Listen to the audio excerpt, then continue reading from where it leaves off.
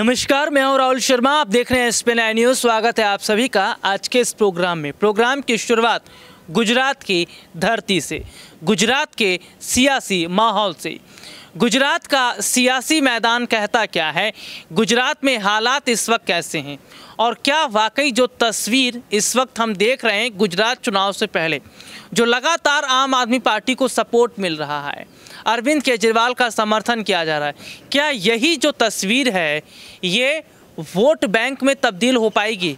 क्या आज जो जनता का समूह अरविंद केजरीवाल को सपोर्ट कर रहा है, यही जनता, यही वोटर्स, क्या उस वक्त भी जब चुनाव का टाइम होगा उसी पर बटन दबाएंगे जिसकी आज बात कर रहे हैं? लेकिन विस्तार से बात ये भी करेंगे कि चुनाव से पहले आम आदमी पार्टी के लिए जो खबर निकल कर सामने आई है वो अच्छी खबर नहीं है।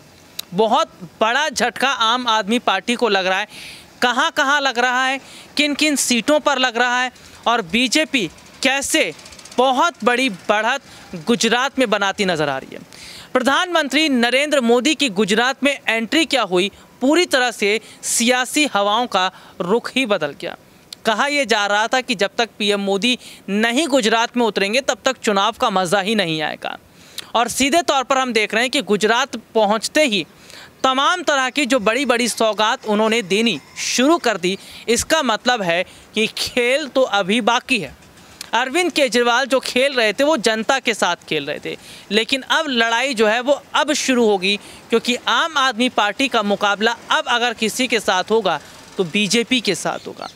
प्रधानमंत्री नरेंद्र मोदी की वो एंट्री जब उत्तर प्रदेश में चुनाव का आखिरी वक्त था और कैसे पीएम मोदी की उस एंट्री से पूरा उत्तर प्रदेश का राजनीतिक माहौल ही बदल गया था।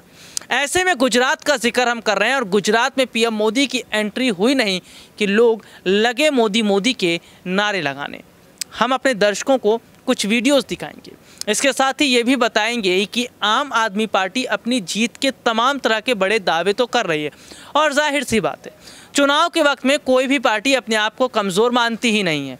भले ही उनकी सियासी जो स्थिति है या बूथ लेवल पर जितने भी कमज़ोर हो, लेकिन कहना उनका यही होता है कि जीत तो हम ही हासिल करेंगे। गुजरात चुनाव से पहले तमाम राजनीतिक पार्टी के नेता आज रेस में आगे दौड़ते नजर आ रहे हैं। हालांकि आम आदमी पार्टी ने अपने नेताओं को बहुत पहले गुजरात में उतार दिया था। खुद दिल्ली के मुख्यमंत्री अरविंद केजरीवाल गुजरात पहुंचे थे। हालांकि बीजेपी ने ज़्यादा रणनीतियां बनाई नहीं है, लेकिन ये माना जा रहा है कि बीजेपी जिस तरह से अब काम करना शुरू कर चुकी है, ऐसे में अब मुश्किलें आम आदमी पार्टी की बढ़ेंगी। लेकिन बात हम ये भी कर रहे थे कि कैसे आम आदमी पार्टी के लिए बुरी खबर गुजरात से निकल कर सामने आई है। दरअसल खबर यह है कि गुजरात में बीजेपी के जितने भी इलाके हैं उन इलाकों में वोटर वहां का शांत बैठा है। माना यह जा रहा है कि जिस तरह से बहुत बड़े हद तक जो गुजराती वोटर्स हैं वो अभी तक खामोश बैठे हैं और बीजेपी का कोर वोटर अभी चुनाव में हार और जीत की तो बात कर ही नहीं रहा है। और यही वोटर वो हैं जो बहुत बड़े हद तक किस्मत बदलेंगे राजनीतिक पार्टियों की। दरअसल बीजेपी का कोर वोटर अभी भी बीजेपी के साथ खड़ा हुआ है। चुनाव से पहले की जो तस्वीर इस वक्त हम आम आदमी पार्टी के लिए देख रहे हैं वो तस्वीर तो केवल ऊपरी दिखावे की है, लेकिन अंदर अगर जनता के बीच पहुंचते हैं और अगर जनता के बीच जाकर जानने की कोशिश करते हैं तो जनता ये कहती है कि पहले भी मोदी जी थे और आज भी मोदी जी हैं और मोदी जी का मुकाबला कोई नहीं कर पाएगा। तो क्या वाकई जनता जो ये बात कह रही है इसका मतलब है कि गुजरात में बीजेपी अभी बनी रहेगी और आम आदमी पार्टी को गुजरात में अगर जगह बनानी है तो काफ़ी वक्त उन्हें जो है अभी लगेगा। हालांकि मैं अपने दर्शकों को ये बता दूं कि जिस तरह से कांग्रेस पार्टी की स्थिति यहाँ पर लगातार कमज़ोर होती नज़र आ रही है वो सीधे तौर पर यह बता रही है कि कांग्रेस पार्टी जो है अभी खामोश है, शांत है। लेकिन आने वाले समय में कांग्रेस का क्या रोल गुजरात में होगा ये भी देखना होगा। लेकिन मैं एक वीडियो की बात कर रहे थे, वीडियो की मैं जिक्र कर रहा था, ये वीडियो मनीष सिसोदिया का है। मनीष सिसोदिया का ये वीडियो बहुत तेज़ी से वायरल हुआ। थोड़ा सा मैं अपने दर्शकों को ये वीडियो दिखाऊंगा, उसके बाद विस्तार से आगे चर्चा भी करूंगा और इसके आगे फिर उस वीडियो की पूरी क्लिप दिखाऊंगा जिससे आपको खुद ब खुद पता चल जाएगा कि मनीष सिसोदिया जो कह रहे हैं क्या वाकई वैसा कुछ है और क्या वाकई ये नहीं दिखाता कि आम आदमी पार्टी जिस तरह से उतरी तो मैदान में है लेकिन बीजेपी का सामना करना बहुत मुश्किल है। क्या कुछ कह रहे मनीष सिसोदिया, ध्यान से सुनिए। राजनीति करनी नहीं आती, हमको अपने दोस्तों को अमीर बनाना नहीं आता, लेकिन हमें गरीब आदमी को महंगाई से लड़वाना आता है, क्योंकि उसको बिजली का बिल ना देना पड़े, उसके घर में बिजली का बिल 0 आ जाए। ये केजरीवाल जी को ही आता है। दिल्ली के लोगों ने केजरीवाल जी को मौका दिया। आज दिल्ली के 47 लाख घरों में बिजली के बिल 0 आते हैं और 51 लाख घरों में पंजाब में 0 आने लगे पहले महीने से। अभी यहाँ पे अभी पहला महीना है। हमको ये करना आता है। हमको बसें फ्री करनी आती है महिलाओं के लिए, हमको अपने लिए फ्री करना नहीं आता। ये सारे नेता, अभी यशदान भाई बता रहे थे, CR पाटिल जी के घर में बिजली जलती है तो 4000 यूनिट उनके घर में बिजली का बिल उनको 0 आता है। हमको यह आता है कि इस गांव में, गुजरात के गांवों में एक किसान, एक शहरों में रहने वाला कोई मजदूर, कोई नौकरी करने वाला आदमी, व्यापारी अपने घर में बिजली का बिल जलाए, बिजली जलाए, पंखा चलाए तो उसका बिजली का बिल 0 कैसे आए, हमको यह आता है। दिल्ली में करके दिखाया है, पंजाब में कर रहे हैं, और गुजरात में आपके बीच में इस रात को आके खड़ा हुआ हूं कि एक मौका केजरीवाल जी को दे दो, गुजरात में भी करके दिखा देंगे। अभी यशदान भाई ने बहुत सारी बातें की। उन्होंने बोला हम सरकारी स्कूल इतने शानदार कर देंगे, उन्होंने बोला हम सरकारी अस्पताल बहुत शानदार कर देंगे, उन्होंने बोला हम 300 यूनिट बिजली फ्री देंगे, बिजली के बिल 0 आएंगे आप सबके मार्च के महीने से। उन्होंने बोला बेरोजगार नौजवान जिनको नौकरी नहीं मिल रही है उनको 3000 रुपए महीने का भत्ता देंगे, महिलाओं को 1-1000 रुपए देंगे, बसें फ्री कर देंगे। ये सारी बात इन्होंने बोली। 50 लाख सरकारी नौकरियां देंगे, ये 10 लाख सरकारी नौकरियां देंगे, इन्होंने ये बोला। ये बीजेपी वाले बोलते हैं कहां से लाओगे पैसा? मैं बताऊं पैसा कहां से लाओगे? अब की बार बीजेपी वाला कोई पूछना है कि ये फ्री की रेवड़ी केजरीवाल जी कहते हैं कहां से लाएंगे पैसा, उन्हें बता देना 4 बीघा जमीन को 1000 बीघा जमीन करने का पैसा जहां से आता है वहीं से बिजली का बिल 0 करने का पैसा आएगा। 4 बीघा जमीन को 1000 बीघा करने का पैसा जहां से आता है वहीं से पैसा आएगा महिलाओं के खाते में 1-1000 रुपए डालने का, क्योंकि उसके बाद सरकार में कोई ऐसा नेता नहीं बैठेगा जो अपने जमीन को 4 बीघा से 1000 बीघा करता हो। ऐसे नेता आएंगे जो जनता के लिए काम करते हैं। और मुझे बहुत खुशी है कि आज रात इस सभा में आपका जोश बता रहा है कि अब गुजरात इस बड़े बदलाव के लिए तैयार है। हर तरफ से ये आवाज उठ रही है अब तो बस परिवर्तन चाहिए, अब तो बस परिवर्तन चाहिए, अब तो बस बदलाव चाहिए।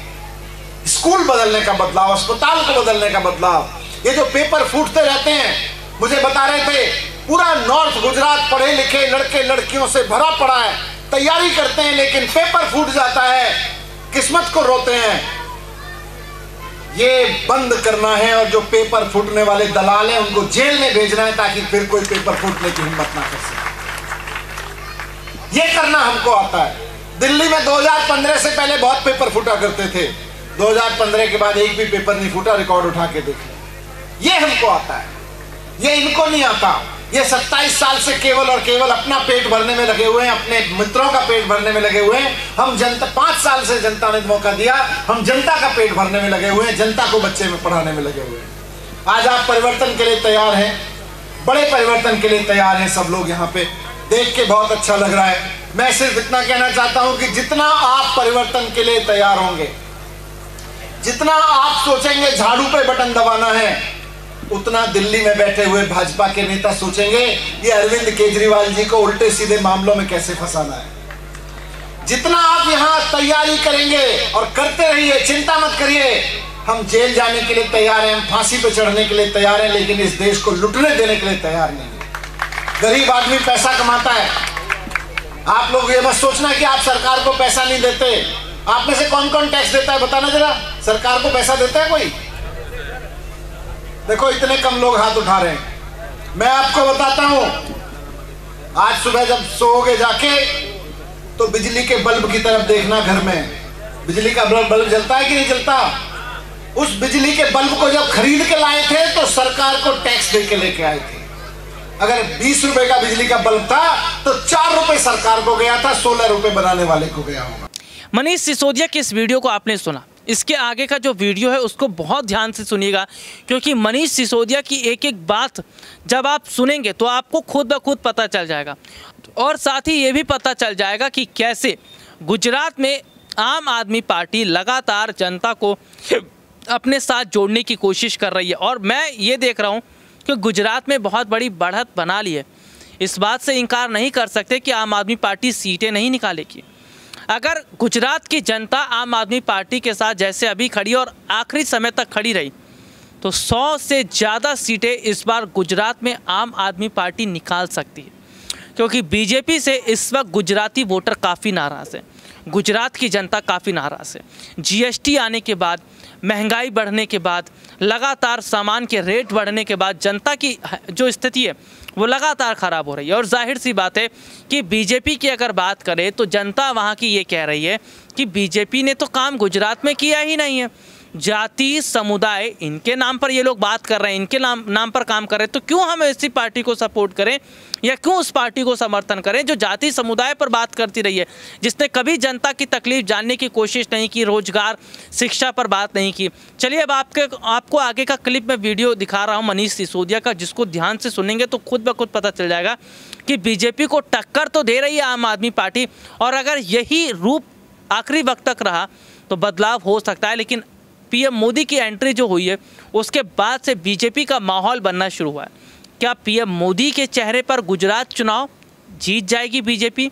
और क्या ऐसा तो नहीं है कि पीएम मोदी की एंट्री तो हुई है लेकिन फ़ायदा कुछ नहीं होगा, क्योंकि गुजरातियों ने मन बना लिया है इस बार परिवर्तन होना चाहिए, क्योंकि परिवर्तन की बात आम आदमी पार्टी भी कर रही है। आज के लिए इतना ही, आपसे फिर दोबारा मुलाकात होगी, तब तक के लिए इजाज़त दीजिए, नमस्कार।